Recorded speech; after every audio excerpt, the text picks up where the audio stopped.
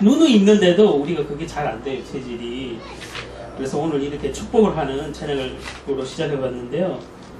예, 아까 그 기쁨, 하나님의 기쁨이 여러분 삶 속에 하나님이 기뻐하시는 일들로 충만하길 바랍니다.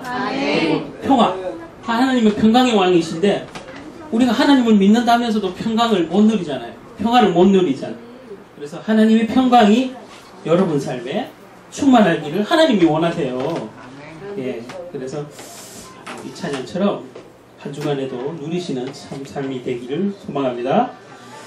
네, 오늘 고등학교 5강입니다. 예, 5강 자녀 지난주까지 해왔는데 이제 실질적으로 나이 단계별로 자녀들을 어떻게 키울 것인가 그거를 이제 함께 공부하고 배워봅니다. 그래서 5강은 자녀 발달 어떻게 이해할까?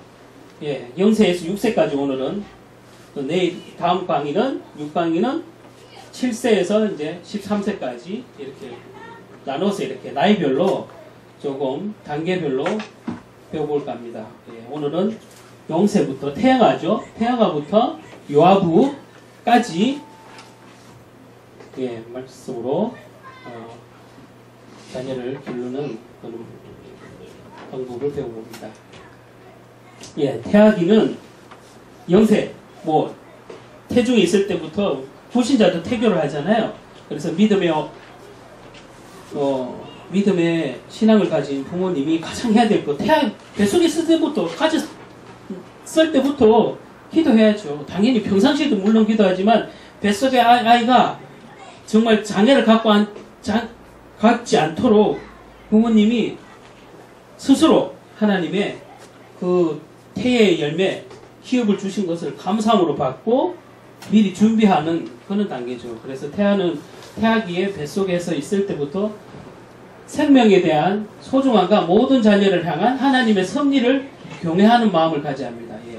하나님이 이미 그 태의 열매를 주셨을 때는 세상에는 뭐 불임 부부도 많고 많잖아요. 요즘엔 가면 갈수록 결혼을 늦게 하니까 불임 부모가 더 많은 것 같아요.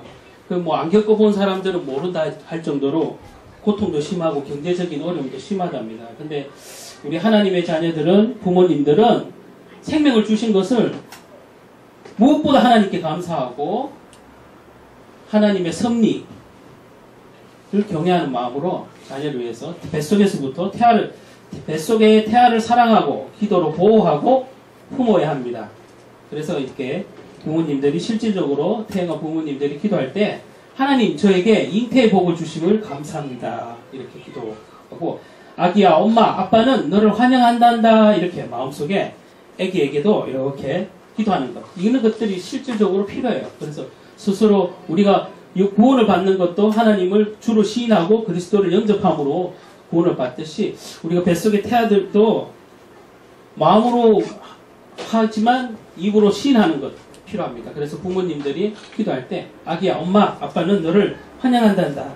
너를 기대한단다. 예, 아기야 하나님이 너를 보배롭고 존귀하게 생각하신단다. 이런 마음을 가져야 돼요. 이 태영아 때부터 필요한 거예요. 그래서 이제 곧 0세 뱃속에 있을 때 태아기를 이제 지나서 태어나면 생후 여기 보면 1년 6개월 그러니까 1년 6개월 동안 유아기로 보는데 이 유아기가 인생의 첫 단추죠. 사실은 0세부터니까요. 태어나서부터 1년 6개월 세상을 눈으로 보고 뱃속에서 보던 세상과 이제 태어나 보니까 세상이라는 게 있잖아요. 우리가 하나님을 모를 때는 뱃속의 아이처럼 똑같아요. 보아도 본 게 아니거든요. 근데 나보면 세상이 있다는 걸 실질적으로 느끼는 거예요. 그리고 우리가 이제 자녀를 키울 때 이제 유아기 때 어떤 양육자, 엄마 양육자에게 필요한 특성, 뭐 꼭 엄마가 아니라도 양육자죠. 양육자의 필요한 부모님이 가져야 될 태도, 필요, 특성 그걸 알아보는 거예요. 그래서 첫 번째는 보면 이거 지금 잘못됐네요. 이거 지금 잘못된 거 나왔네요. 화면을 일단 놔주세요. 그거 일단 그대로 놔두시고 지금 잘못 복사된 게 올라왔는데. 자, 선생님 됐습니다.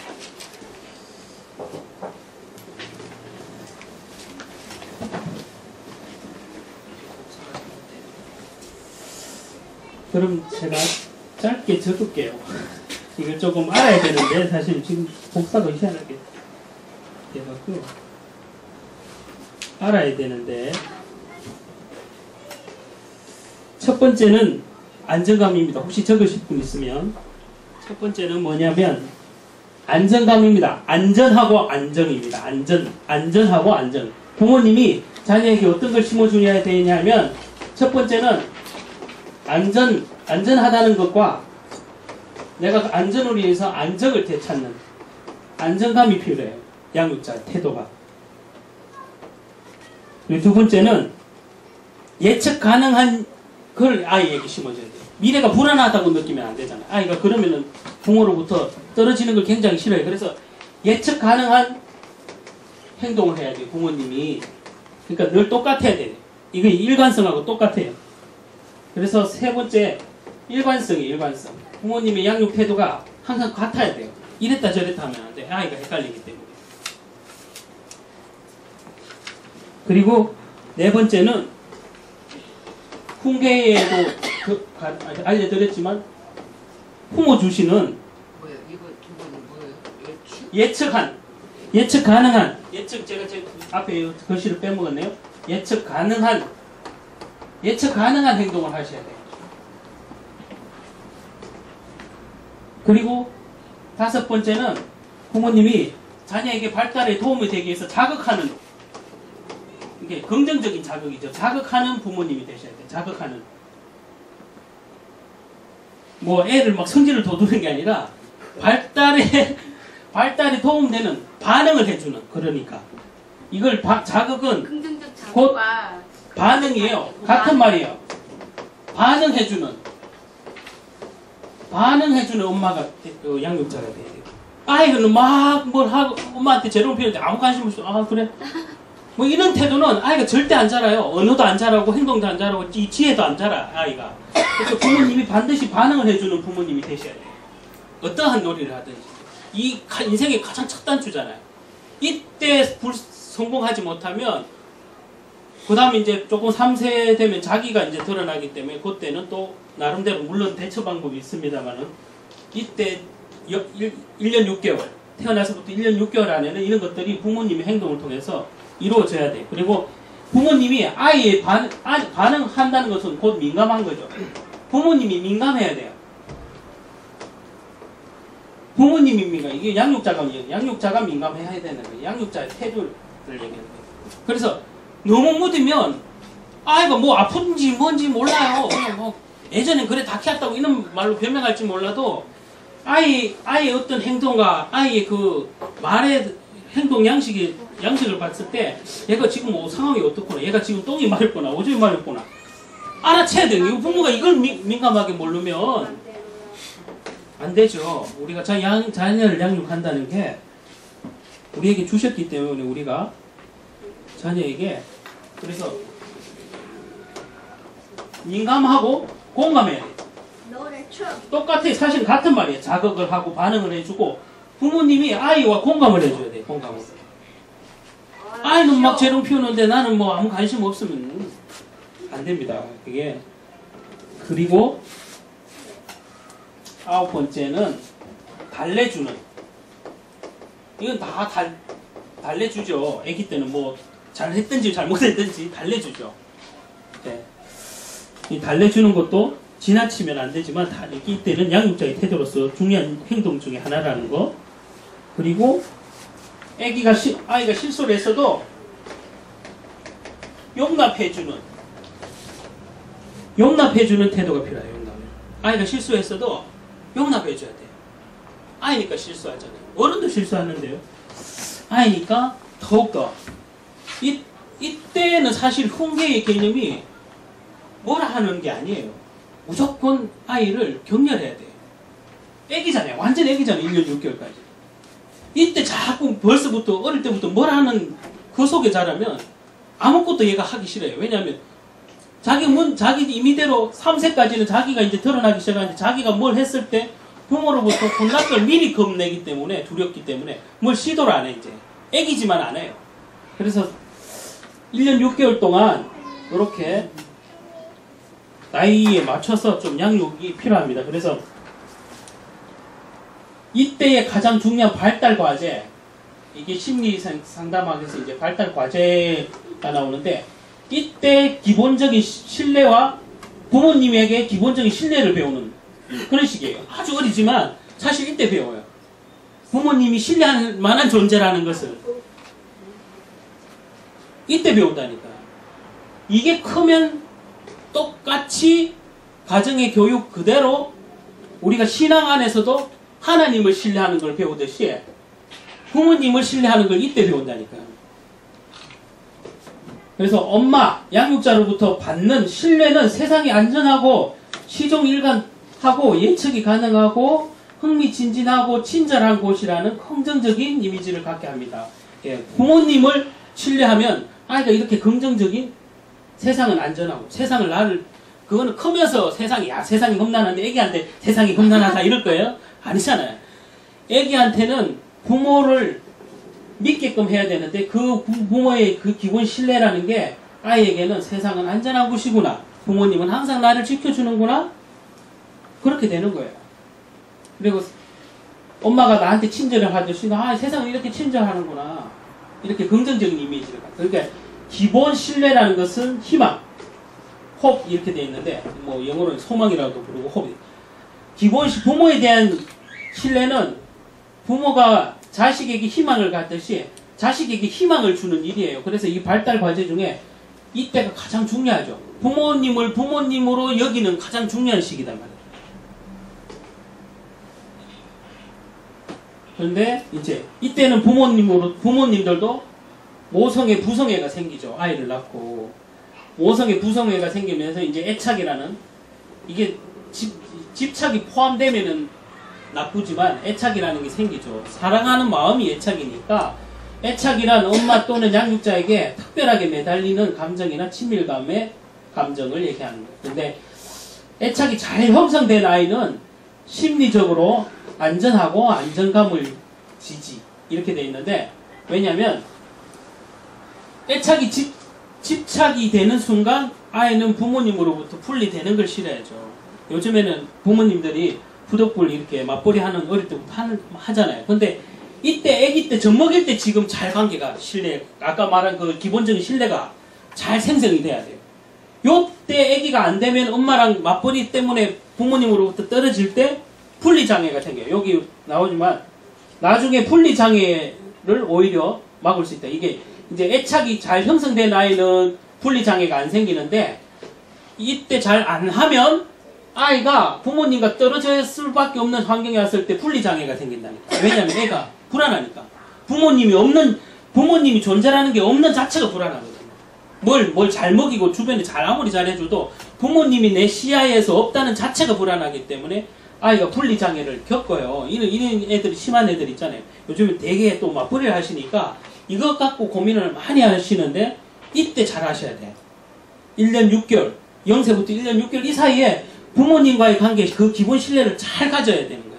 그게 부모님이 노력이 필요한 거죠. 그래서 이때 애착이 잘 생성되는 아이는 마음의 안정감이 있기 때문에 부모님이 눈에 안 보이셔도 돼. 이제 떨어질 환경이 돼서 보면 그게 왜 그러냐면 충분한 애착의 경험은 나중에 낯선 경험과 부모로부터 분리되었을 때 환경과 사람에게 잘 적응할 수 있습니다. 그래서 오히려 그 환경에 잘 적응해서 만약에 어린이집을 맡겼어요. 아주 1년 6개월 이제 지났어요. 2살, 우리 나이도 3살, 2살 됐잖아요. 그러면 이때 어린이집을 맡겼는데 분리장애 겪는 애들 굉장히 오래 가요. 몇 개월부터 몇 년까지도 가는 애들이 있어요. 이게 뭐 유치원 돼도 이렇게 분리장애를 겪는 아이들이 있거든요. 근데 이때 중요하단 말이에요. 이때 어린아이 때 중요한데 이게 잘 형성되는 충분하게 부모님과의 신뢰가 잘 형성된 아이는 어린이집에 맡겨도 오히려 그 낯선 환경을 즐겨요. 호기심을 가지고 친구들을 이 탐색하는데 친구들을 탐색해 보는 거야. 아, 친구들 나 아닌 다른 사람 탐색해 보고 또 인내심이 생기죠. 이 지구력도 인내심의 하나인데 부모님이 없어도 인내심이 생겨요. 그리고 나 아닌 다른 사람 낯선 아이들과 함께도 우호적으로 협동적으로 솔선하게 돼요. 이게 충분한 애착 경험이 있을 때 부모님을 충분히 신뢰할 만한 관계가 생겼을 때 이렇게 되는데 이 반대면은 거꾸로 분리장애가 되는 거예요. 그래서 부부가 직장생활을 할 경우 특히 2살 되기 전에 시간은 물론 최우선으로 아기에게 질 높은 반응이 필요합니다. 이렇게 아기에게 질 높은 반응이라는 것은 이 애착을 얘기해요. 충분한 애착, 사랑을 주는 것. 그래서 이제 1년 6개월 지나면 3살까지 여기 걸음마기로 이렇게 표시를 했는데 늦어도 이제 1년 6개월 되면 걷기 시작하죠. 그래. 걸음마 단계에서 이제 3살까지 이렇게 했는데 이때는 이제 나가 나와요. 나 애기지만 나가 나온다니까. 나를 인식하는 단계고 전적으로 부모님을 의존하던 단계에서 서서히 나를 인식하면서 홀로 배우는 시기. 이때부터 벌써 이제 배워요. 왜냐하면 엄마 내가 할 거야. 이제 말을 하게 되면 내가 할 거야 라는 주장이 많아요. 엄마 내가 할 거야. 뭐 안 해. 뭐 이런 단어들이 나오잖아요. 그래 그런 말을 할 때 말을 설득하면서 대소구현을 가리면서 자기 손으로 우유와 밥을 먹으면서 이게 자기 자신을 인식하는 결과물이거든요. 내 혼자 걷는 거. 부모 없이 내 혼자 걸어다니자. 업혀다니다가 이제 걷는 거예요, 스스로. 스스로 일어서서 걷고 말을 습득하고 대소변 스스로 가리고 자기 손으로 우유와 밥을 먹는 이게 벌써 나를 인식하는 단계가 왔다는 거죠. 그래서 이때 충분한 사랑을 받고 애착을 가지고 부모님이 하셔야 돼요. 그래서 이때 이 자기통제감이라는 단어가 있는데 자기통제감은 자신의 손과 발과 몸으로 체험하면서 경험을 얻고 그로 인해서 스스로 해야 될 것과 하지 말아야 할 것을 알게 되는 단계. 이때 적절하고 마땅한 훈계가 있어야 합니다. 이렇게 해서. 자기통제. 지금 초등학교 되면은 자기통제 안 되잖아요.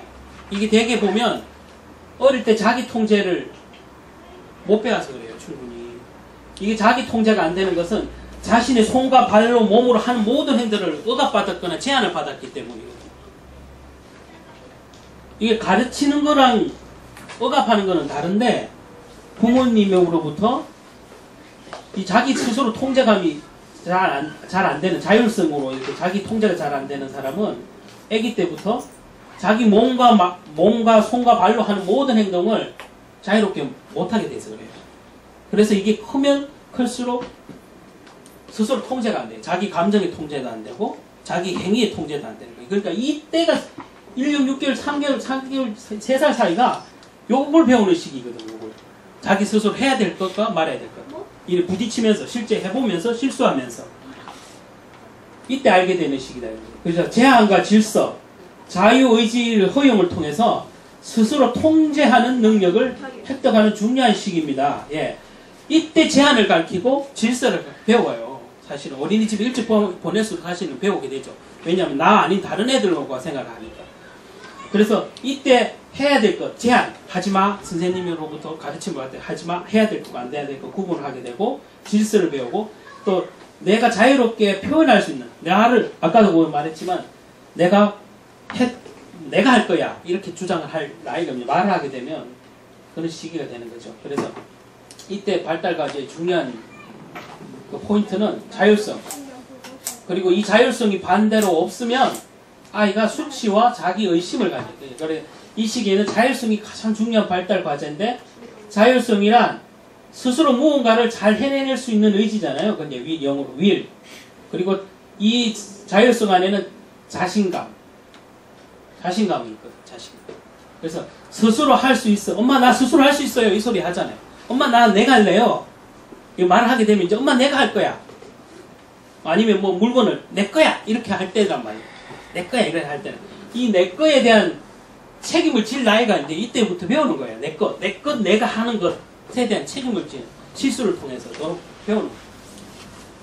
그 스스로 존재의 가치, 소유의 가치, 행동의 가치를 배우게 되는 거예요. 어떤 이 행동과 말을 통해서 얘네들이 지금. 그래서 실패하는 걸 내비두세요. 엄마가 다 해주는 게 아니야. 최소한의 아까 지난번에도 강의했처럼 생명에 지장이 없는 한 아이가 하고 싶은 것을 통해서 스스로 자유를 자기가 한 행동을 책임지고 잘못된 행동이면 그 잘못된 행동에 대한 책임을 지는 그 부모님으로부터 만약에 제재를 당하면 그 제재를 당하는 것까지 배우는 거예요. 행동의 가치. 그래서 모든 것을 시도해보는 시기이므로 실패했을 때 나무라는 것보다 칭찬과 격려가 절실히 필요한 시기. 3살. 그래서 나무라는 것보다 칭찬과 격려가 훨씬 필요해. 이때는 뭐 나무랄 수준이 아니에요. 3살 전까지. 스스로 실패해도 내비두고. 이때의 훈계는 조금 커서의 훈계랑 다른 거죠. 그래서 이 시기의 아이는 아니야, 싫어, 내 거야, 내가 할래 같은 표현이 많이 나타나는 나이인데 이것은 나의 인식과 자유의지의 표현이며 표현의 성장, 이게 표현이 성장됐다는 거예요. 내 거야, 뭐 싫어, 이렇게 자기 의사를 나타내잖아요. 이게 벌써 정신적으로 이미 성장해가고 있다는 증거예요. 그거를 부정적으로 보고 그런 소리 하지 마 이러면 아이가 자기가 표현하고 싶은 걸 자꾸 어릴 때부터 제재를 당하면 이거는 쓸데없는 제재. 아까 말한 그런 제한이랑 어떤 잘못한 행동들에서 제한을 받아야 되는 거랑은 다른 거예요. 그래서 부모님이 이때 아이의 표현들을 존중해 줘야 돼요. 아니야, 이때는 충분히 할 수 있는 거예요. 아니야, 내 거야, 내가 할래요. 이런 것들은 자기가 성장이 지금 영적으로 정신적으로 성장하는 단계이기 때문에 이 표현, 성장하는 표현인데 왜 그걸 막아요? 그러면 안 되죠.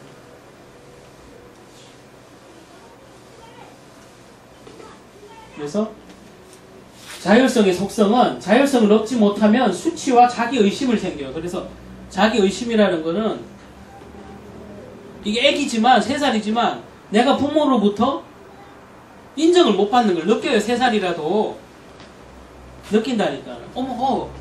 그게 스스로 어떤 일을 시도할 때 실패에 대한 두려움, 이게 잘 길러지면 어떤 일을 시도할 때 실패에 대한 두려움이 없어지고 또 새로운 일에서 선뜻 시도하기도 하고 실수에 대해서 부끄러운 마음이 많지도 않고 무능하지 않다는 근본적인 자신감이 있어요. 아까 그 자율성은 will, pride라고 했는데 자신이 무능하지 않다, 실패를 했어도 자신이 무능하지 않다는 자신감이 생기게 돼요. 이런 행동을 통해서.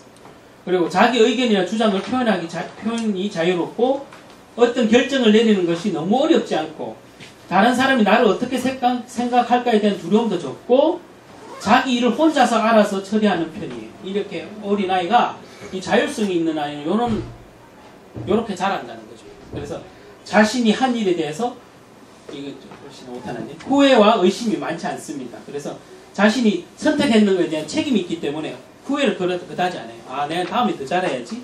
이런 마인드가 생긴다고, 긍정적인.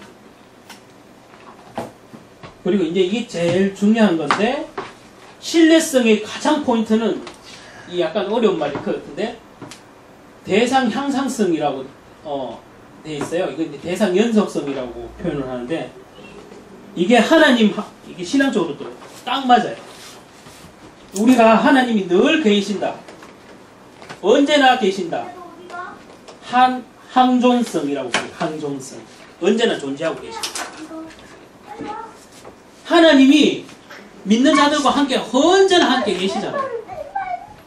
자녀들에게도 이 항존성, 엄마가 아빠가 나랑 잠시 떨어져 있을지라도 엄마 아빠는 나를 지키시고 나를 안전하게 보호하시고 그거에 대한 믿음이 있는 거야. 이게 지금 우리가 하나님 믿는 거랑 똑같아요. 하나님이 언제나 있다 계시는, 언제나 영어로 still 언제나 계신다. 언제나 계시잖아요. 어떻게 했어? 자녀가 이때 만약에 아까 어린이집 얘기하는데 일찍 부모님과 떨어져 있을 때 이게 정말 중요하다니까. 부모님으로부터 떨어져 있을 때 불안을 안 느끼려면 이 기본적인 신뢰가 있어야 되는데 그게 조금 어려운 그 단어로 그 대상에 대한 연속성. 항상성이라고 되어 있는데 방에서는 어찌하고 부모님이 눈에 보이지 않아도 사물이 항상 존재하고 있다고 믿는 거예요. 문 열어 그 존재가. 눈에 보이지 않아도 사물이나 대상이 항상 존재하고 있다고 믿는 믿음과 같은 걸 얘기하는 거예요. 이게. 그래서 어린아이가 부모님으로부터 제일 분리되기 어려울 때가 이 시기이기도 한데 이때 충분히 부모님에 대한 사랑과 신뢰가 필요해요. 이게 이때 형성 안 되면 부모님이랑 떨어지기 너무 힘들어요. 아이가. 이것 때문에 고민 많이 하잖아요. 그 예를 들어서 엄마가 눈에 보이지 않아도 확실히 있어 자신을 지켜준다고 확신하는 거. 요게 연속성이고 향상성이고 항존성이에요. 하나님이 우리와 항상 계신다. 엄마가 아빠가 내 눈에는 안 보이지만 항상 계신다. 이 신앙과 똑같이 이어지는 거예요. 아, 항상 계시는구나. 항상 나를 지키시는구나. 그거에 대한 신뢰감. 우리가 하나님에 대한 신뢰감은 뭘로 알아야 돼요? 하나님이 내 믿음이 떨어졌더라도 항상 나를 지키시는구나. 항상 나를 보호하시는구나. 그거거든요. 이 신앙하고 똑같이. 가정생활도 똑같이. 자녀 키우는 것도 이때 이걸 안 심어주면은 부모 말에 순종 안 해. 이제 커서는 순종 안 해. 왜냐하면 부모님에 대한 늘 존경심과 신뢰성이 있어야 되는 거죠. 그리고 우리가 하나님에 대한 존경과 신뢰가 있어야만 하나님 말씀이 믿어지고 그 하나님 말씀대로 하고자 하는 순종성이 되는 거예요. 그런데 우리가 하나님에 대한 신뢰를 못하면 못할수록 순종 안 하잖아요. 순종 안 하는 이유가 그거거든요. 하나님의 말 입으로는 맞습니다 아멘입니다 해놓고는 결정적으로 하나님 말씀이 안 믿어지니까는 내 마음대로 하니까는 순종 못하는 거잖아요. 아이들도 똑같아요. 부모님을 신뢰 안 하니까 나중에는 얘네들이 머리 굵어지면 순종 안 해요. 이 어릴 때 이때 거의 생성이 된다고. 그래서 이제 놀이가 하나 있는데 이게 참 옛날 어르신들 우리 클 때도 다 했지만 깍꿍놀이는 여전히 있고 옛날에도 있어요. 이 깍꿍놀이는 심리 발달상으로도 굉장히 중요한 놀이고 중요한 아이 정서적인 발달에 영향을 미치는 중요한 놀이에요. 항상성은. 부모로부터 떨어져도 불안하지 않는 그 항상성을 기르는 중요한 놀이가 이 깍꿍놀이다. 깍꿍놀이. 깍꿍 이렇게 부모님이 어디 숨었다가 깍꿍 나타나잖아요. 여기 있다 이러고 그렇잖아요. 우리가 그 깍꿍놀이 아무것도 아닌 거 같죠. 지금 이제 그 예전에는 어른들이 그냥 하셨는데 지금은 이게 심리 발달 학상으로도 교육학적으로도 굉장히 중요한 놀이라는 게 밝혀졌어요. 그래서 많이 웃잖아. 이거 하면서 당연히 웃죠. 웃고 재밌기도 하지만 아이 이 무의식과 이제 정신에 정서에 엄마가 없다가 엄마 없다 할 때 엄마 없다 이러고 깍꿍 엄마 여기 있다 이런 놀이 말을 멘트를 치잖아요. 그러면 이런 놀이를 통해서 얻는 것은 엄마가 잠시 눈에 보이지 않아도 불안해하지 않고 항상 엄마가 존재하고 있다는 것을 아이가 마음 깊이 내리게 되고 나중에 분리불안이 없다. 예, 이 놀이가 굉장히 중요해요. 이 나이에. 이 3살 전의 나이에. 깍꿍 놀이가 아무것도 아니에요. 특히 엄마랑 잘 안 떨어지려 하는 아이일수록 이 놀이를 자주 해야 돼요. 그리고 주어 선호가 좀 그런 거 있는 것 같아요. 특히 선호가 보면 그런 거 있어요. 그러니까 오미영 집사님이 오늘 참석 안 하셨는데 이 비디오로 좀 드릴 건데 이 깍꿍놀이를 잘 하셔야 돼요. 깍꿍놀이를 잘하면 정 선생 굉장히 분리불안을 지금이라도 치유할 수 있는 놀이가 될 수 있어요. 요즘에 치유 놀이도 많은데 이 깍꿍놀이 해보십시오. 재밌습니다. 재밌고 아이 전세에도 굉장히 특히 어린 아이일수록 좋아요. 그래서 부모로부터 분리가 잘 안 되는 아이일수록 이 분리 장애가 있는 아이일수록 이 놀이가 꼭 필요하다는 거 좀 주변에도 알려주시고 우리 손자 볼 때도 손자 손녀 볼 때도 아기 때 이렇게 놀아주시면 요거 참 재밌고 아이한테 중요한 놀이예요.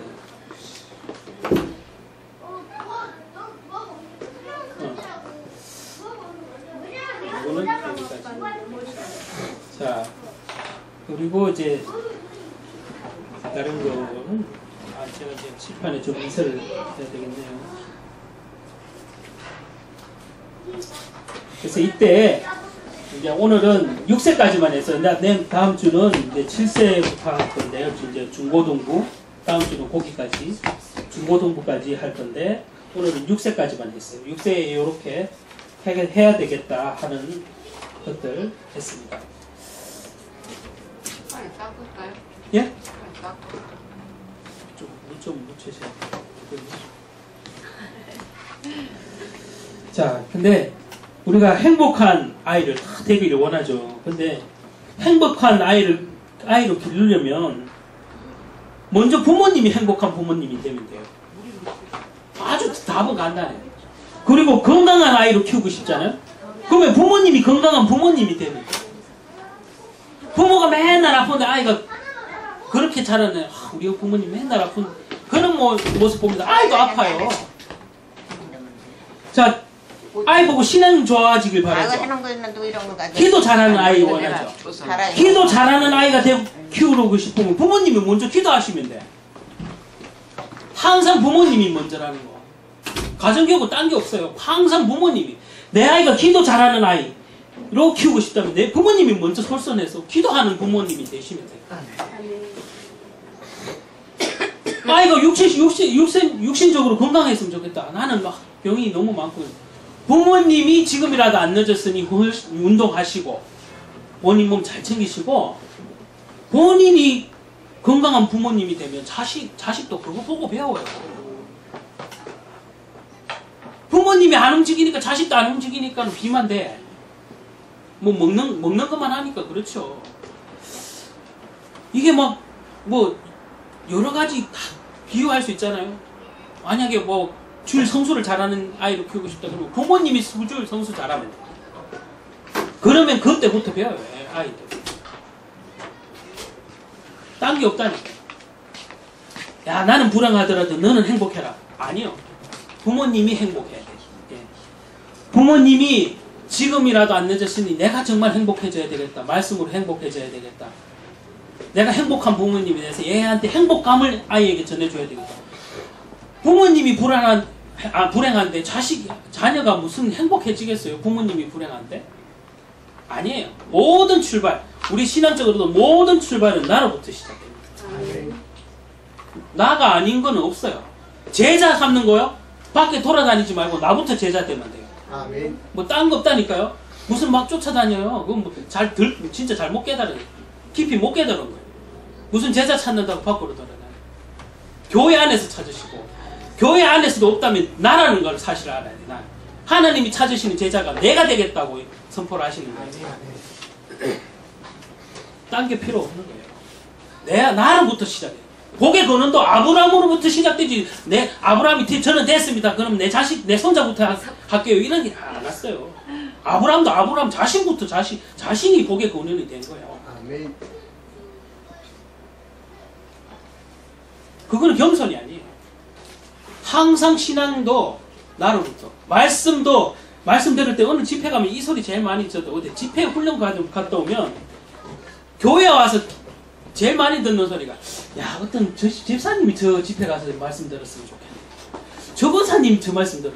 물론 그럴 수 있는데 본인이 은혜 받으셔야 돼요. 본인이. 그 권사님 필요한 게 아니고 그 집사님 필요한 게 아니고 본인이 그 말씀에 은혜 받아야 되지. 야 이거 저 권사님 꼭 들어야 되는데 저 집사님 꼭 들어야 되는데 아니에요. 그거는 하나님이 알아서 하실 거고 본인이 그 집회에 참석했을 때 본인이 제대로 응답 받으시면 돼요. 그 남 얘기 옆에 주변 분 얘기할 거 없다니까. 내 은혜 받는 거 보면 또 옆에 분도 달라진다니까요. 우리 권사님 두 분 앞에서 늘 같이 짝꿍처럼 앉아 계신데 이경수 권사님이 은혜 받으면 우리 권사님도 은혜 받으시고 똑같아요. 그 은혜를 미친다니까. 뒤에서 보면 보기 좋습니다. 네, 그렇죠. 우리 태문호 안전심사님 계시지만 항상 앞에 계시지만 그 옆에 계시는 은혜 받으시면 옆에 계시는 분들 다 은혜 돼요. 아멘. 아멘. 그런데 자꾸 딴 데서 찾으면 문제가 생겨요. 나로부터. 말씀도 나로부터. 자녀 교육도 바른 자녀 교육을 할 수 있는 내가 부모가 먼저 건강한 양육 마인드를 가지고 계시면 자녀는 건강해져요. 부모가 불건강한 생각을 갖고 있으니까 자녀도 불건강한 생각을 하요. 이 영육까지 다 건강해야 되잖아요. 부모가 영적으로 안 건강한 생각을 하고 있으면 자녀도 자기 배운 만큼 그 불건강한 양육 태도로 자녀를 키울 거 아니에요. 그러니까 자녀를 잘 되기 위해서는 결정적으로 부모님이 건강한 신앙생활, 건강한 양육 태도를 가져야 돼요. 이 성경적인 양육.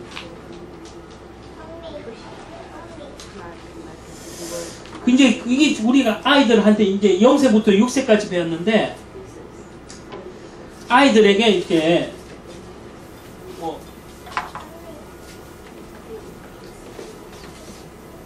이렇게 실질적으로 이렇게 예가 될 만한 것들을 몇 가지 알려드리면 아까 그 자유의지에 대해서 나왔어요. 이때 자유의지를 배우는데요. 자유의지를 배우는데 이 자녀들이 자유의지를 배우는 나이단 말이죠. 자기 표현을 아까 내가 할래, 내 거야, 싫어 이렇게 할 때 벌써 나 자신이라는 인식이 있는 거거든요. 이때 자유의지의 표현이에요. 그 표현들이, 그런 말들이. 이걸 꺾으시면 안 되는데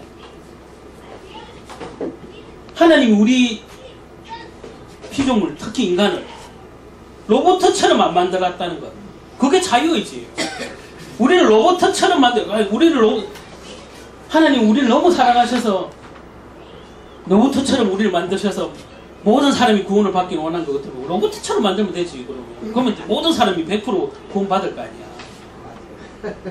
근데 하나님은 이 창조 때부터 이 창조 원리라니까 자유의지를 주신 것입니다. 아멘. 하나님이 그러하시는 속성이 있는 거예요. 하나님이 영적인 존재고 하나님이 영적인 그 부분이 이게 하나님의 속성이기도 해요. 하나님의 속성이 인간에게 피조물에게 자유의지를 주는 게 이것이 하나님의 창조 원리예요. 그럼 모든 사람이 그럼 로봇처럼 구원받으면 되지. 우리가 자녀를 키우는 것도 이는 자유의지 속에 존중해줘야 되는데 예를 들자면 아이가 어떤 선택하는 권한을 줘야 돼. 대개 이때 부모님들이 조금 실수하게 돼요. 다 부모가 정해주네. 너 이거 해. 엄마 나 만약에 밥을 먹는다면 여기 이제 한 3살 되면 말을 이제 겨우 좀 하잖아요. 그러면 나 밥 먹기 싫어 이러는데 아니 나 배불러 이러는데 부모님 야 먹어. 배고프잖아 먹어. 만약에 이런다면 뭐 한두 번 먹겠죠. 그러나 아이에게 결정적으로 아무 도움이 안 돼요. 그렇게 하는 것이. 아이에게는 이때 자유의지를 어떻게 하면 잘 발달시킬 수 있냐면 선택권을 줘야 돼요. 선택권을 줘서 어떤 대상에 대해서 만약에 물을 마실래?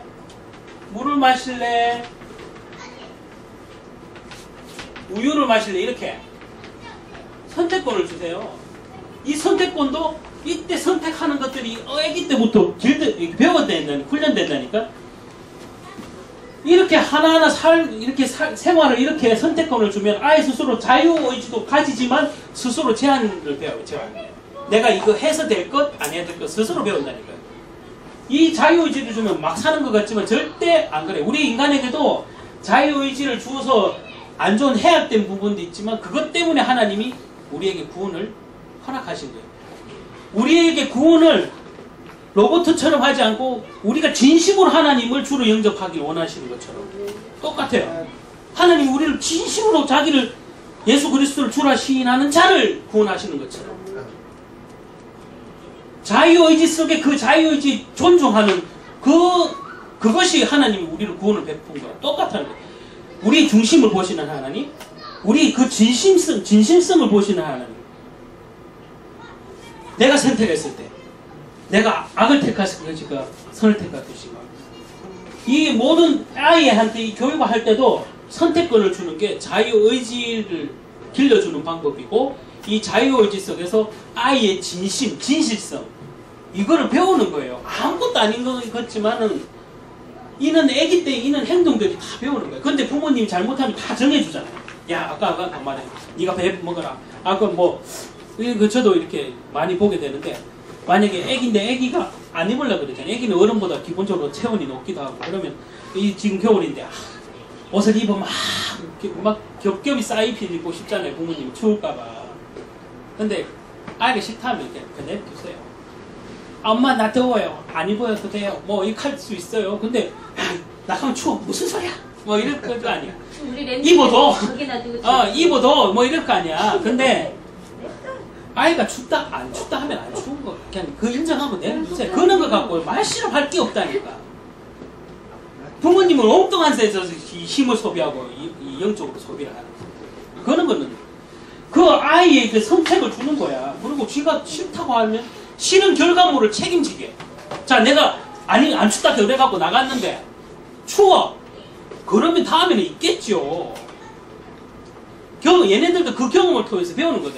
내가 엄마 말 안 들었더니 진짜 춥네. 그거에 순종을 배우는 거예요. 나중에는요. 이게 자유의지를 살려줬더니 오히려 순종을 배운다니까. 이 자율성을 살려주면 오히려 순종을 배워요.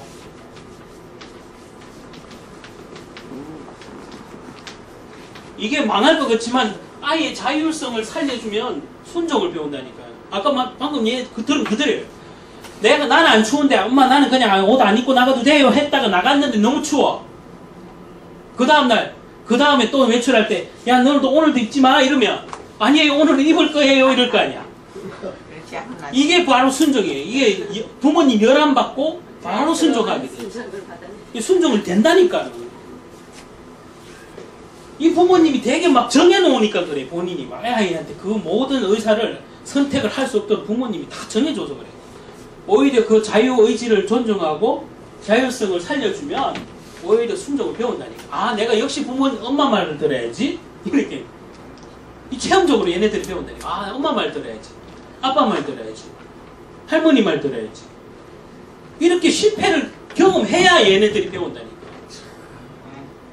근데 실패를 두려워서 야 무조건 싸서 막 옛날 뭐 저도 이렇게 자있자면 할머니 옆에 저도 고등학교 때까지 살았거든요. 막 어쨌든 막 다 큰 청년을 저도 막 쌀라고 막 겨울만 되면 지금도 기억나는데 그렇게 쌀라 그래요. 막 싸입히려고.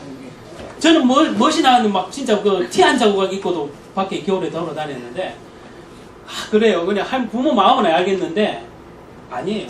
이 자율성을 그렇게 실패를 하면서도 아 내가 부모님 말 들어야 되겠구나. 엄마 말 들어야 되겠구나. 할머니 말 들어야 되겠구나. 이래도 된다니까. 교회 안에도 똑같아요. 교회. 이게 뭐 가정에 그러는 거면 교회는 똑같아요. 내 멋대로 했다가 내 멋대로 막 해보려고 하다가 결국에는 목사님 말이 그때는 목사님이 아닌 거예요. 목사님 말 들어야 되겠구나. 목사님의 순종을 한번 겪어봐야 된다니까. 목사님이 순종하라 한다고 순종 안 되거든요. 어차피 안 돼요. 뭐 애들도 우리 마음대로 안 되는데 다 큰 성인이신데 많은 다양한 가치관을 갖고 계신 분들이 목사님 말에 순종하십시오. 그런다고 순종 안 하잖아요. 순종은 자율성을 키울 때 순종이 돼요. 우리 하나님이 우리를 불러서 구원하신 자를 이렇게 구원을 한 이후에도 하나님이 강제로 어떻게 하지 않고 사건이 여전히 터지고 그죠? 예수 믿기 전처럼 여전히 터지고 문제 사건 와요. 물론 축복을 예비해 놓으셨고 하셨지만 그 문제 사건을 허락하신 이유가 있다니까. 우리에게 자율성을 주시고 자율성에 대한 그 책임을 그래서 그 일을 통해서 하나님께 승복하는 나 항복입니다. 이걸 받아내시기 위한 거예요. 자 우리 다 함께 하나님께 항복합니다 합시다. 하나님께 항복합니다. 예, 이거예요. 하나님께 항복하는 거야. 결국에는 그는 사건 문제를 통해서 하나님은 정말 사랑하시지만 그 자율성을 존중하고 여전히 기다리고 계신 것은 하나님이 대신 다 안 막아주는 것은 이 자녀를 너무 사랑하셔서 스스로 택하는 하나님께 스스로 무릎을 꿇고 아멘. 스스로 항복하길 바라는 아멘. 하나님의 마음이라는 거예요. 아멘. 이거를 모르면 안 돼요. 우리는 항복하는 자가 돼요. 하나님. 아멘. 100% 항복합니다. 아멘. 그럴수록 복 받아요. 진짜. 복은 오지 말라고 꼭 주시옵소서 그렇게 안 떠들어도 제가 오히려 하나님, 제가 항복합니다. 하나님. 아멘. 이러면 항복하는 자에게 축복한다. 아멘. 똑같은 하나님의 자녀라도 축복받는 비결은 항복하는 자예요. 하나님께 항복하는 자, 곧 순종하는 자. 순종이 제사보다 낫다 그랬잖아요. 제사가 지금으로 말하면 옛날에 제사지만 번제가 지금은 예배잖아요. 거꾸로 말하면 예배보다 나은 게 순종이에요. 물론 예배를 경시하는 말은 아니지만 예배 실컷 드리고 하나님 말을 안 들어. 그럼 뭔 소용이 있어요? 예배 실컷 드렸는데 내가 그리스도로 충만하십니다. 아, 내가 예수님으로 충만합니다. 그리스도로 충만합니다 해놓고 돌아서면 전부 뭐 불신앙인데.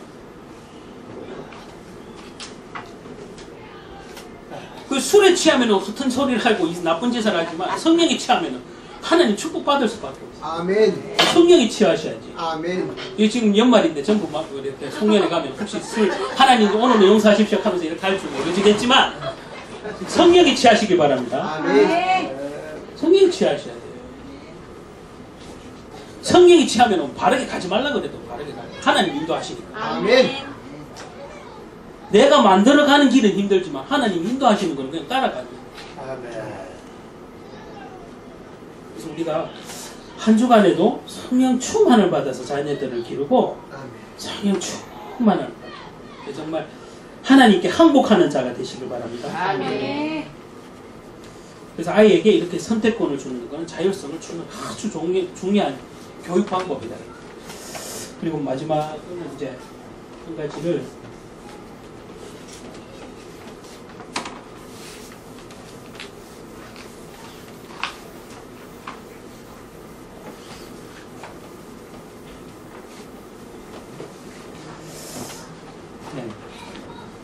이제 마지막 한 가지는 아까도 말했지만은 자유의지를 존중하는 그 반대는 뭐냐면 부모의 강요예요. 이거는 자녀를 망치는 일이에요. 이 강요는 자식을 훈계하고 자식을 위해서 걱정하는 거랑 전혀 다른 개념이에요. 이 부모의 강요는 아까 선택권을 안 주는 거예요. 거꾸로 아까 말한 그 반대. 자녀의 의지와 그 선택권을 전혀 안 주고 부모가 다 지시하는 대로. 이거는 자녀를 결국에 망치. 이 강요는 필요가 없어요. 하나님께 우리 강요 안 하잖아요. 구원받은 하나님 자녀에게 오늘부터 김원만은 내 말만 들어라 그러면서 나를 강제로 로봇처럼 어떻게 안 시키잖아요. 그래도 사랑하고 계시다는 거 우리가 성경을 통해서 알게 됐잖아요. 그래도 사랑한다니까요. 하나님이 나를 강제로 어떻게 안 하셔도 지금 사랑하고 있다는 거 우리가 성경을 배우게 되지. 우리 자녀들도 부모님이 다 강요 안 해도 부모님이 나를 사랑하는 걸 알아요. 그 아는 거를 아기 때 이렇게 하셔야 된다고. 부모님이 늘 나와 함께 계시는구나. 저 향상성, 연속성, 연속이잖아요. 부모님 있으나 없으나 부모님은 나를 사랑하시고 나를 힘주시고 나를 안아주시고 내가 실패됐을 때 돌아갈 수 있고 부모님은 나를 항상 믿어주시고 나를 항상 축복해 주시고 그는 신뢰감이 있으면 부모님이 강요 안 해도 어떤 거를 지시하고 강요 안 해도 스스로 택한다니까. 부모님은 나를 늘 지켜주시고 사랑해 주시고 믿어주시고 축복해 주시고 그래서 하나님이 늘 우리와 함께 있는 것 그 항존성처럼 부모님들도 이렇게 강요를 버리시면 모든 일에 강요를 버리시면 자녀가 부모님을 존중해요. 이거를 버리면 강요를 버리면 부모님 존중한다니까. 얘네들한테 랩런트들한테 상담을 해보면 특히 뭐 지금 요 아이지만은 중고등은 이렇게 자기 주장이 최고로 강할 때 부모님이 자신을 무시한다고 생각하는 아이들이 굉장히 많아요. 왜요? 공부해라, 뭐 해라, 뭐 진로에 대해서도 얘기하고 막 그걸 얘기할 때 다 부모님 지시하는 것밖에 없잖아. 얘네 보고 선택하라 하는 게 없고 다 부모님 지시해주잖아. 선택할 수 있도록. 이 지금 어느 교육학자가 서울대학교 수학과 교수님이에요. 우리나라에서 수학과 교수님 중에서도 제일 유명한 교수님이에요. 서울대 수학과 교수님이 교육학을 강의를 하면서 참 대한민국 엄마 아빠들은 자기가 봐도 너무 무식하대. 그래서 그 교수님이 그러니까 신뢰가 가. 그래 뭔 말 하나 그랬어요. 왜 무식하냐? 문제를 내더라고. 그 교수님이 수학과 교수님이 문제. 자, 아이가 10,000명이 있어요. 이 10,000명이 다 1등하는 방법 아는 사람 이러니까 아무도 손 안 들어. 10,000명이 다 1등하는 방법 아시는 방법 있어요? 다 가르쳐주는 거. 있어요? 다 가르쳐. 집사님 아세요? 10,000명이 다 1등하는 방법. 1등하는 공부를 다 가르쳐. 뭐 아니 뭐든지 10,000명이 다 1등하는 방법. 그쵸? 그게 사실 맞아요. 그게 그 말은 뭐, 자, 10,000명의 아이가 만약에 10,000명의 아이가 요 만약에 원 안에 모여있다고 생각해 보세요. 그러면 얘네들이 만약에 여기서부터 기존에 우리가 하듯이 여기서부터 여기까지 달려 하려면 10,000명이 우르르 달리면 1등도 분명히 존재하고 줄을 쭉쭉쭉 이렇게 쓸 거 아니에요. 이러면 순위가 매기지잖아요. 1등에서 만들까지. 이거는 결과물이 뭐예요?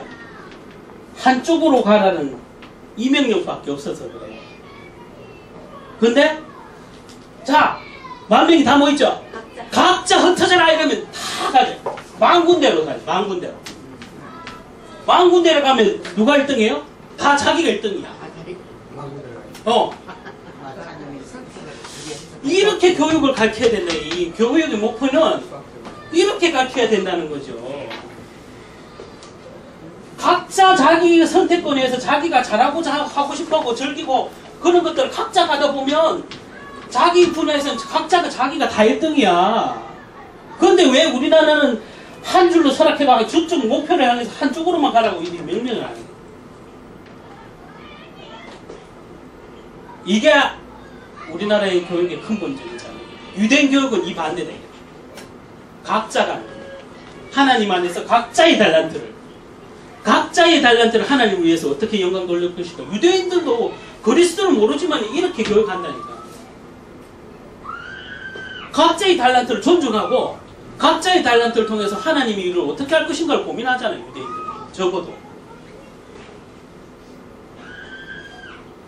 그래서 우리는 자녀를 키울 때 강요도 하지 말고 어느 한 방향으로 성적을 가지고 줄을 세우지 말고 아무리 세상이 이래도 특히 믿는 부모님들은 이 각자의 달란트를 존중하고 이 각자의 달란트를 주신 하나님의 그 자율성을 그 하나님을 무시하는 결과야. 이 자녀들 각자 달란트를 줬는데 부모님이 하나님이 주신 그 달란트를 스스로 막고 못하게 하는 거야. 각자 달란트대로 가는 것이 하나님의 뜻이며 그것이 하나님께 쓰임받는 길이에요. 그래서 왜 한 줄씩 이렇게 줄을 세우냐.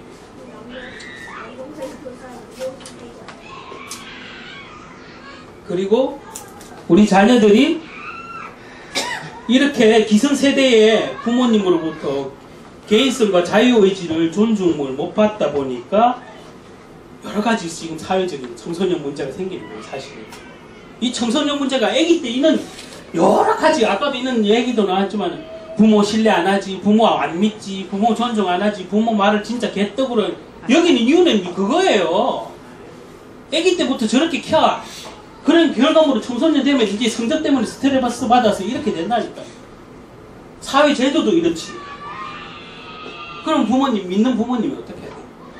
제도는 그래 하든지 하나님이 이 아이에게 주신 그 달란트를 존중하고 얘에게 선택권을 주고 얘가 그 결과물을 끝까지 밀어갈 수 있도록 부모님이 지지하는 그게 믿음의 부모예요. 끝까지 지지해 주는 거. 하나님이 주신 달란트를 왜 부모님이 제한을 해요? 그건 아니지. 그거는 양육의 태도가 아니지. 그거는 훈계도 아니고. 그래서 자기 의사를 잘 표현하는 이 자율성이 있는 아까 자유의지를 잘 표현하는 자녀는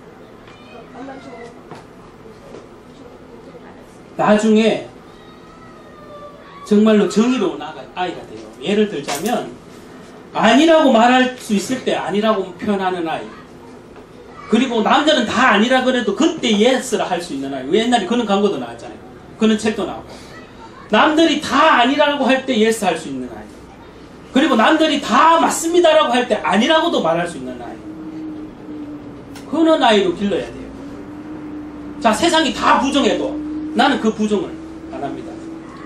그게 직장 안에서든지, 그게 신앙 안에서든지, 남이 어떤 교회 내에서도 어떤 분란이 일어나고 어느 한 분을 막 몰아세울 때라도 아닙니다 라고 말할 수 있는 사람, 그분은 오히려 축복해주는 그런 사람이 필요하잖아요. 그리고 세상에 아무리 부조리가 많아도 세상을 또한 지나친 극단적인 부정들, 극단적인 낙관론적이지만 균형 잡힌 아이.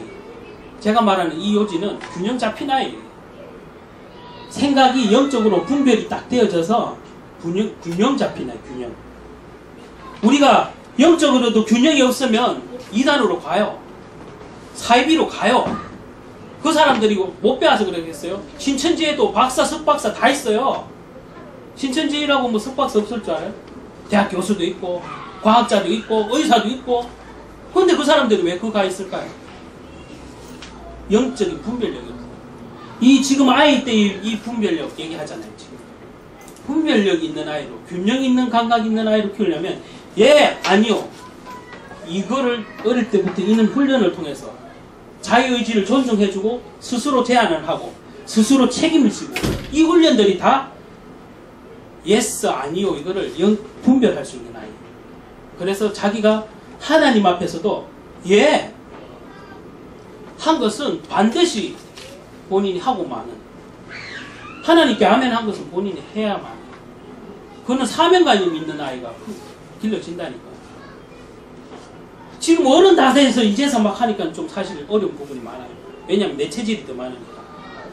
그런데 이때부터 이렇게 길러온 아이는 사명감이 신앙 안에서도 분명해요. 하나님이 나를 왜 불렀었지? 나를 왜 불렀었지? 나를 왜 자꾸 랩런트라 그러지? 그거에 대한 분명한 이게 답이 있는데, 메시지만 막 들으니까 여태까지 안 살았는데 메시지만 그러니까 그게 나랑 무슨 상관이 있다고? 그게 내가 할 수 있어? 난 못해. 이런 부정적인 생각만 한다고. 메시지 다 듣고도 아니지.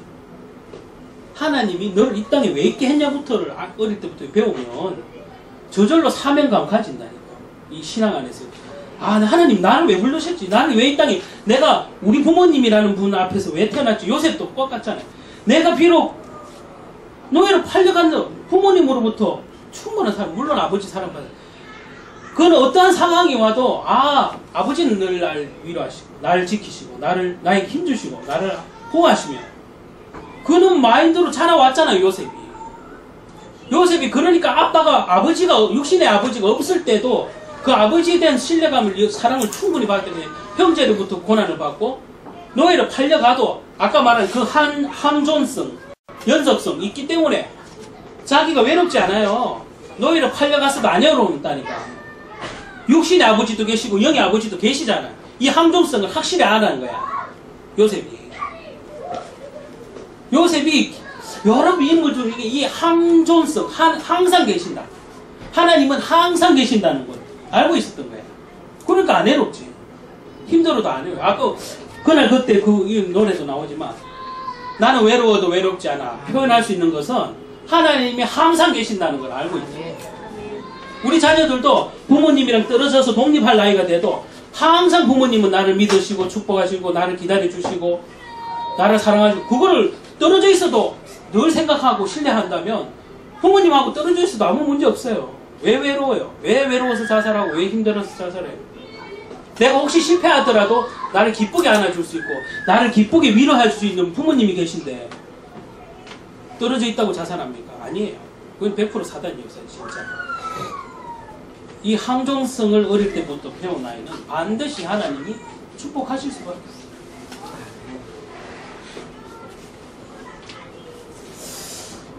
자, 오늘은 0세부터 이렇게 6세까지 했습니다. 근데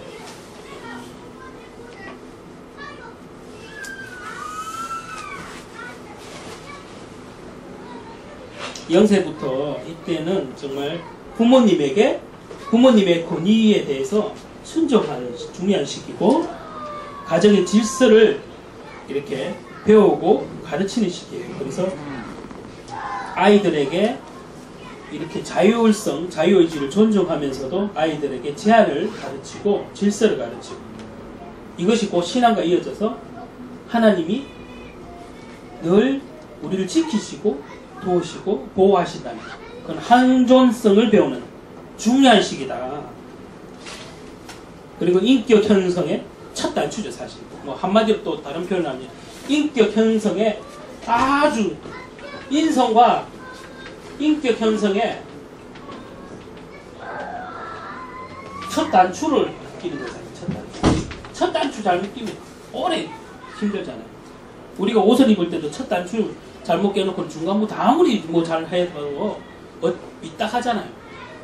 이 첫 단추, 인생의 첫 단추, 0세에서 3세, 3세에서 6세, 인생의 첫 단추다. 이게 인격과 형성. 이때 중요성을 부모님이 먼저 자각하시고 자식을 정말로 신앙과 믿음 안에서 행복한 자녀를 키우려면 부모님이 이걸 먼저 부모님이 행복한 부모님이 되시면 돼요.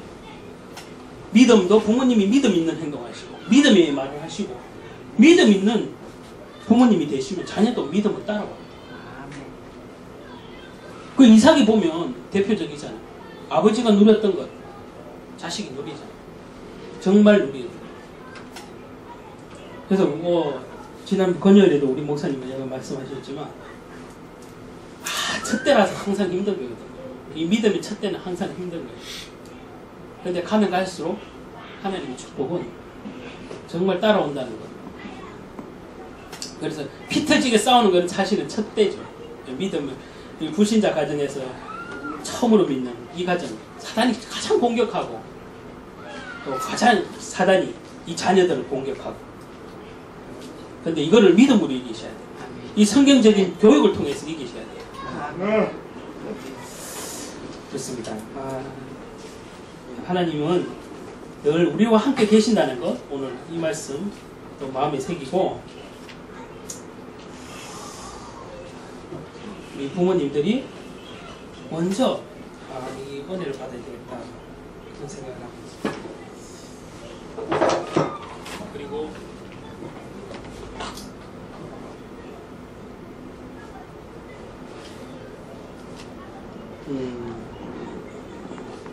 제가 이게 신앙과 조금 관련이 있는 말씀이라서 시간이 조금 그래서 한 말씀만 드릴게요.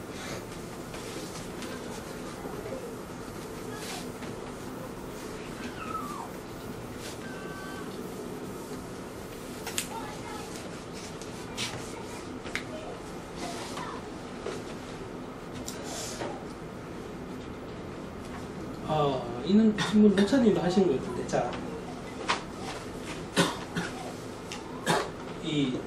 제가 평일 예배할 때도 좀 한 적이 있어요. 근데 요거는 신앙적인 얘기라서 좀 들으시면 도움이 되고 아셔야 돼요.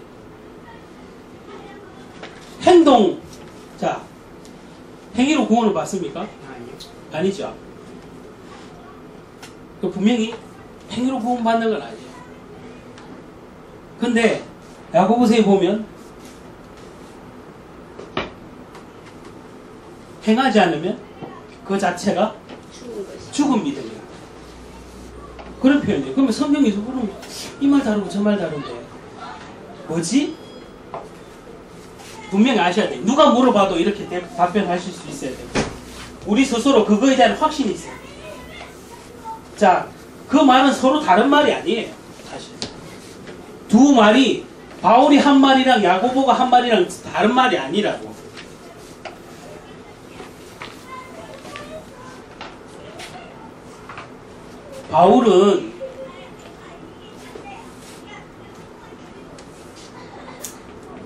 바울이 말한 믿음으로 구원을 얻는다는 말은 불변의 진리예요. 맞아요. 자, 바울은 이 구원의 관점을 두고 믿음을 설명했어요. 이 구원의 설명을 영적인 관점에서 보고 말하는 거예요. 맞잖아요. 이건 성경 언어 구조를 봐도 맞아요. 근데 야고보는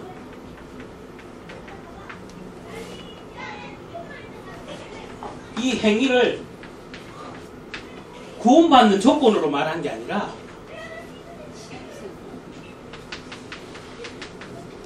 신앙, 곧 삶, 다른 말로 성화, 이 관점으로 말한 거예요. 그래서 둘 다 서로 상담받는 얘기가 아니라는 거죠. 행위로 구원받는 분명히 아니에요. 야고보도 그걸 부정하는 말은 한마디도 없어요.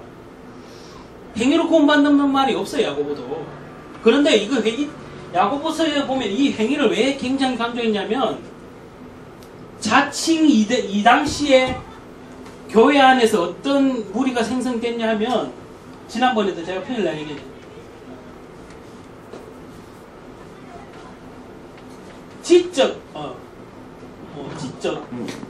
지적인 유대주의자들을 얘기하는 거예요. 지적인. 그래서 말이 있지 않고요. 말이 있지 않다고 얘기하는 이유가 능력이 있다. 그 말은 말로만 하고 말로는 아멘 하는데 그러니까 지식으로 하나님 말씀을 아는 거예요. 그리스도도 알고 말로는 아멘 하는데 행함이 없는 거죠. 행할 때 하나님의 능력이 나타난다고 하는데 말로는 아멘 하는데 아무것도 안 해. 지금 다락방 안에서 유목사님이 며칠 전에도 그 핵심 때 말씀하셨나? 그 말씀. 누린다는 표현을 정말 잘못 이해하신 분들이 너무 많다는 거예요. 부교역자부터 뭐 다 자칭 사역하시는 분들, 심지어 목사님들까지, 평신도까지 현장에 가보면 이 누린다는 표현으로 아무것도 필요 없다 하면서 안 하는 사람이 있어요. 누린다는. 유목사님이 요번에 리얼하게 말했어요. 다락방에서 워낙 누리는 거예요. 이게 뭘 하지 말자는 주의가 아니니까 아무것도 하지 말자 뭐 이런 게 아니라니까. 이 말은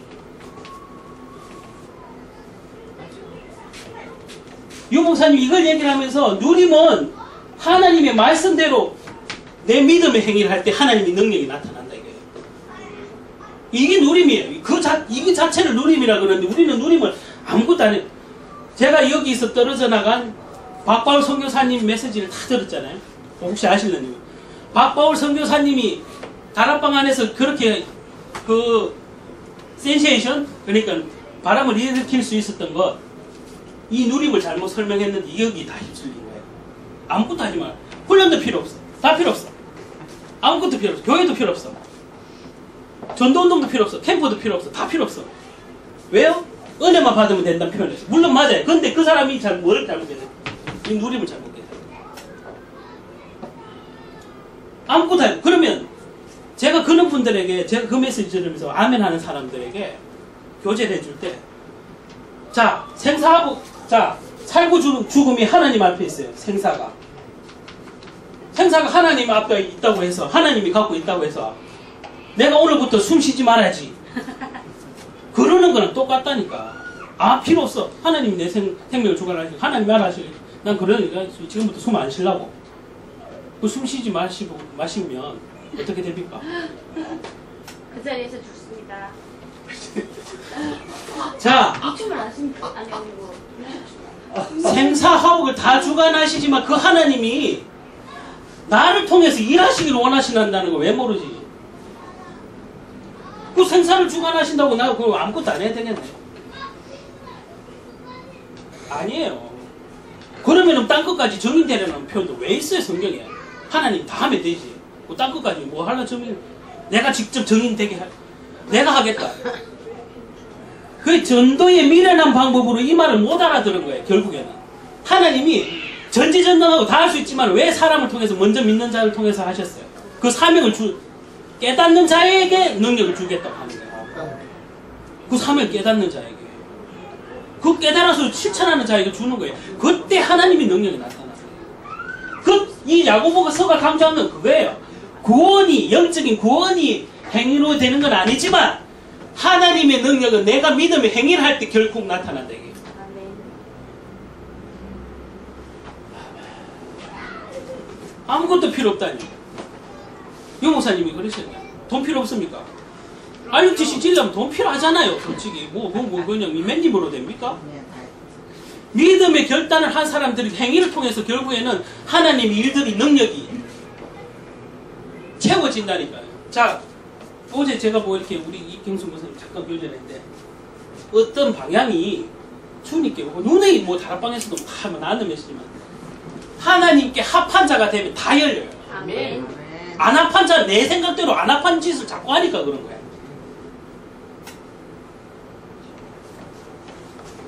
그래서 답은 안 해요. 아까 그 항복 얘기했잖아요. 진짜 항복하는 자가 누리는 거예요.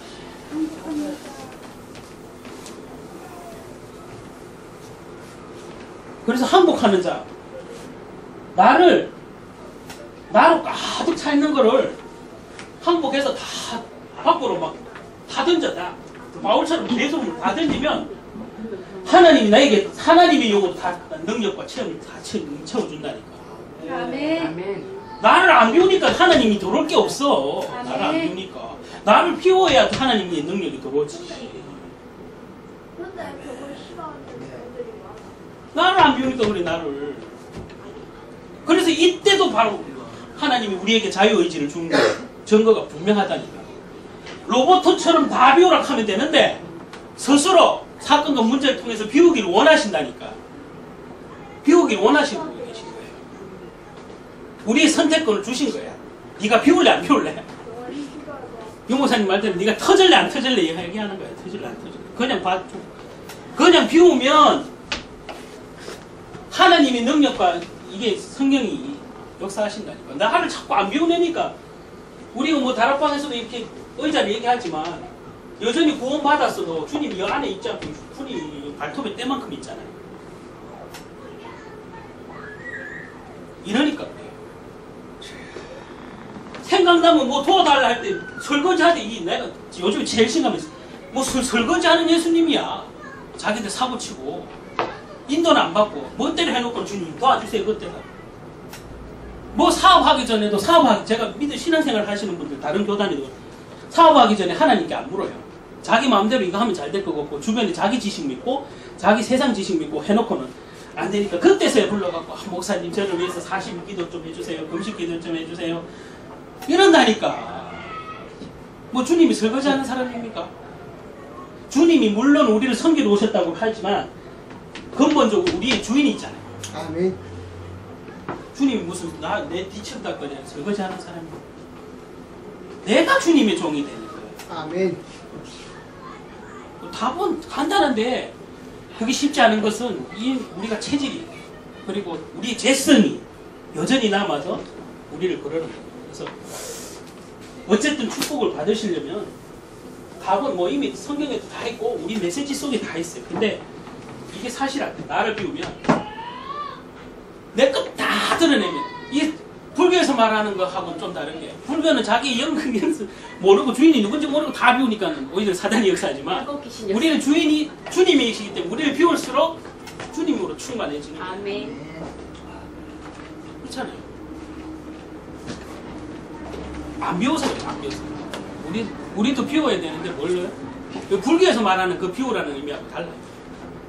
우리는 주님으로 다 채워져야 되는데 아멘. 내가 너무 많아.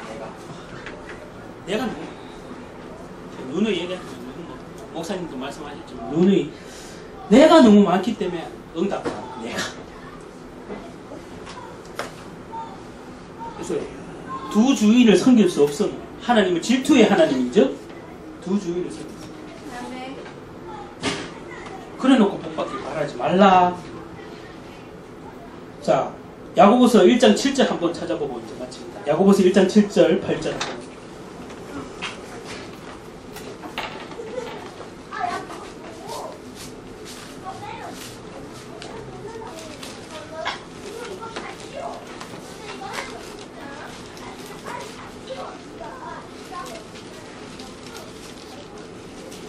야고보서 1장 7절에서 8절 자, 함께 봉독합니다.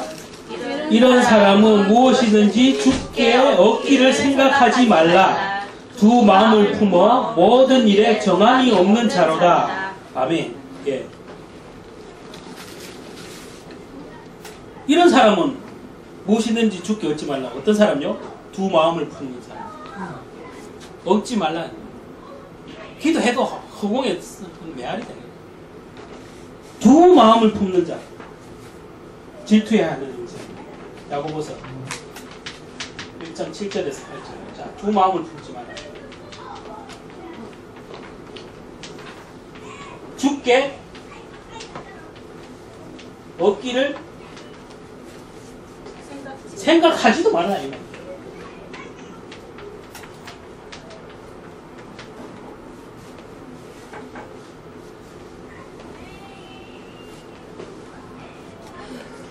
자, 왜 응답이 없을까요? 오늘 이 말씀처럼 두 마음을 품으면 주께 얻기를 생각하지도 말라. 우리가 살면서 영적인 간음을 계속 하는 거야. 왜냐하면 아까 내가 너무 많아. 그리고 내가 좋아하는 것만 해. 아까 제가 주일학교에도 렘넌트 예배 때 에베소서 말씀을 했어요. 했는데 우리 렘넌트들에게 아까 제일 중요하게 얘기한 거. 자, 어떻게 할 때 사단이 역사한다? 육신의 욕심과 마음이 원하는 것, 욕심과 마음이 원하는 대로 하다가 당해요, 사단에게. 그래서 우리 친구들한테, 랩런트들한테 그랬어요. 이 축복을 받으려면 마귀에게 안 속으려면 거꾸로 뭐예요? 어떻게 해야 돼? 욕심 부리지 말고 마음이 원하는 대로 하지 말라. 이거는 네 마음대로 하면 되는 게 아니다. 이거.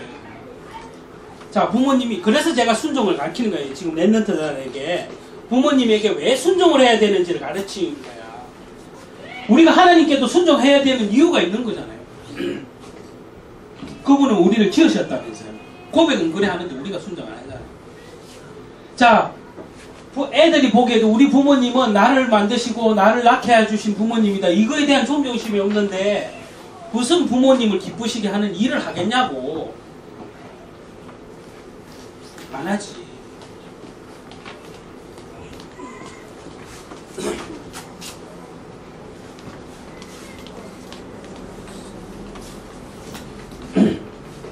그래서 이게 한 주간에도 우리가 시시때때로 여러 가지 문제 만날 때마다 두 마음이 생겨요. 바울도 고백했어요. 그렇게 시대적인 전도자도 내 마음에 두 마음이 있어. 나를 힘들게 한다고 그랬어요. 바울도. 그러나 내가 성령의 능력이 힘을 입어 내가 담대히 전한 거. 그 세계복음화, 로마 복음화까지 바울이 할 수 있었던 거. 영적인 분별을 가지고 내가 하나님 일을 하겠다는 그 선택, 자유의지 속에서 내가 선택하는 거예요. 바울이. 자기 중심을 담아서. 하나님은 그걸 기뻐한 거예요. 바울에게. 바울이 뭐 다른 욕심이 됐습니까? 그런 성과 악 속에서도 나에게 내 육신의 법과 성령의 법이 충돌해서 싸우는데 내가 육신의 법을 죽이고 성령의 일을 택했다니까. 바울이. 그 자유의지 속의 결정을 하나님은 기쁘게 받으신 거야. 아멘.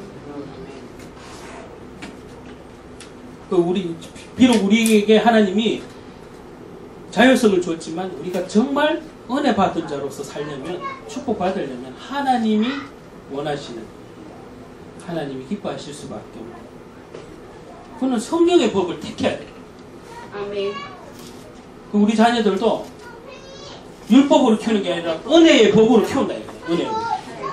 부모님이 은혜를 받아서 자녀에게 은혜를 미치고, 자녀 잘 되는 것 때문에 부모님이 또 힘을 얻고, 그게 계속 선순환돼. 악순환이 아니고 선순환, 돌고 도는 거예요. 선순환 되는 거예요. 우리 교회도 마찬가지.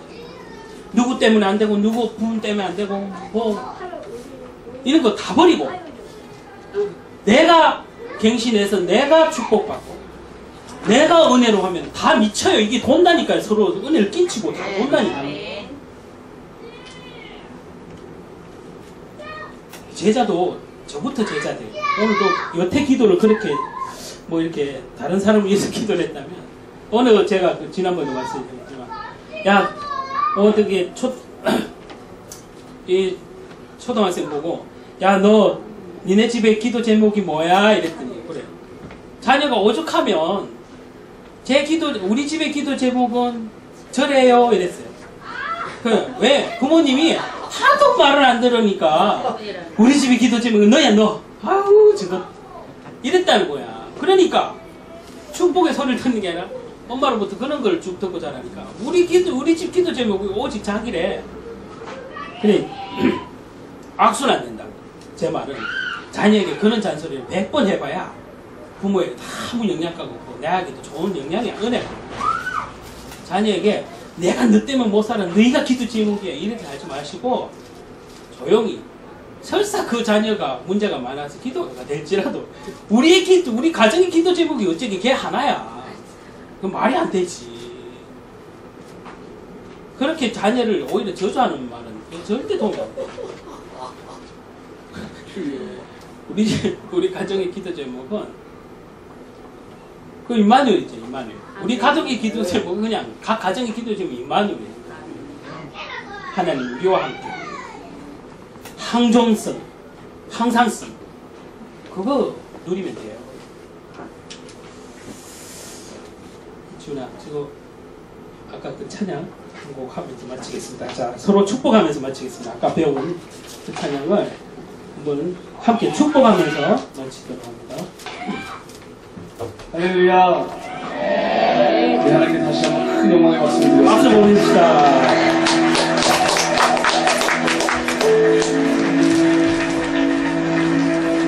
이 시간에 옆에 계신 분들에게 그렇게 인사했으면 좋겠습니다. 옆에 계신 분에게 축복합니다. 하나님의 평강이 함께 하시길 바랍니다. 성령을 향해서 축복하면서 축복합니다. 평화 하나님의 평강이 당신의 삶에 넘쳐나기를. 평화 하나님의 평강이 당신의 삶에 가득하기를 축복합니다. 목사님에게 우리 다 같이 목사님에게 갑시다. 자, 손을 내밀고 하나님의 평강이 당신의 삶에 넘쳐나기를.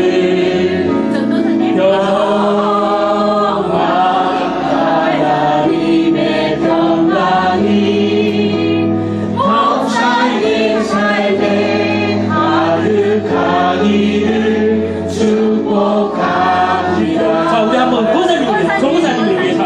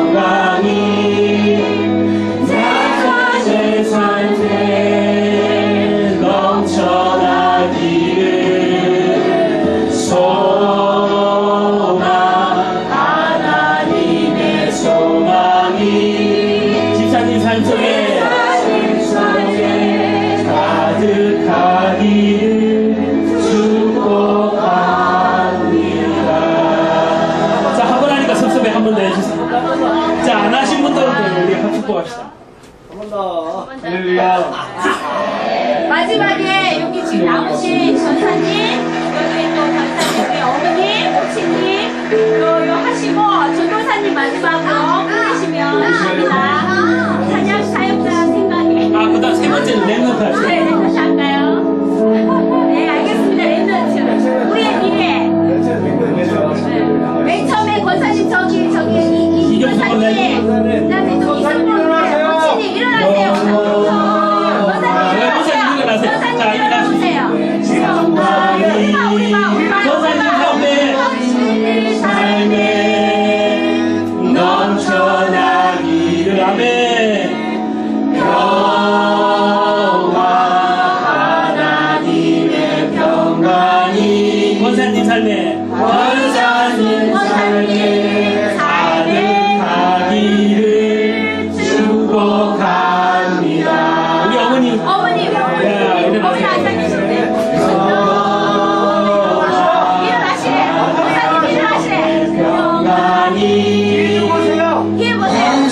삶에 넘쳐나기를. 아멘. 평화 하나님의 평강이 권사님 삶에 가득하기를 축복합니다. 아멘. 기쁨 랩런트를 위해서 기쁨 하나님의 기쁨이 랩런트 삶에 넘쳐나기를. 아멘. 기쁨 하나님의 기쁨이 랩런트 삶에 가득하기를 축복합니다. 네, 이제 자신을 축복합시다. 소망 하나님의 소망이 당신의 삶에 넘쳐나기를. 소망 하나님의 소망이 여러분 삶에 가득하기를 축복합니다. 이제 자신을 축복합니다. 전도사님. 평화 하나님의 평강이 나의 삶 속에 넘쳐나기를. 아멘. 소망 하나님의 소망이 나의 삶 속에 가득하기를 축복합니다. 박수합니다. 하나님께 박수.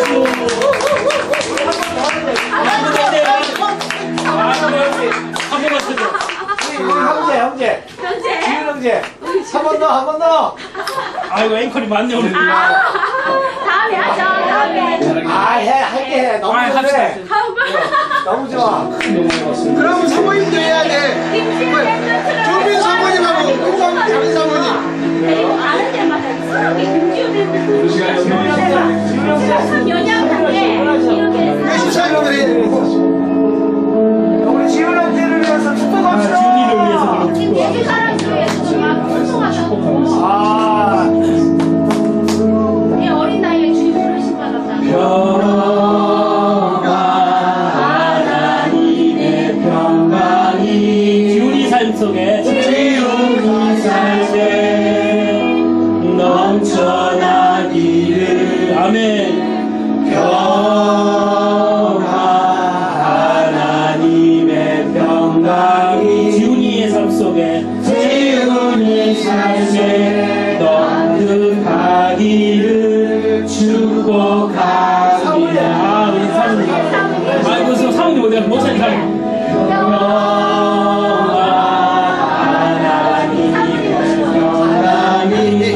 사모님 삶에 넘쳐나기를. 아멘. 평화 하나님의 평강이 사모님 삶에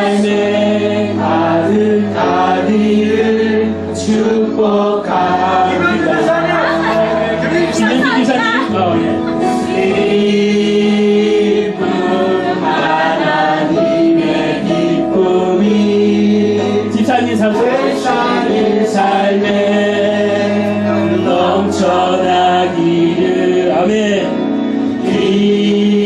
기쁨, 하나님의 기쁨이 당신의 삶에 가득하기를 축복합니다. 소망. 우리의 마음에 가슴에 손을 얹고 소망, 하나님의 소망이 당신의 삶에 넘쳐나기를.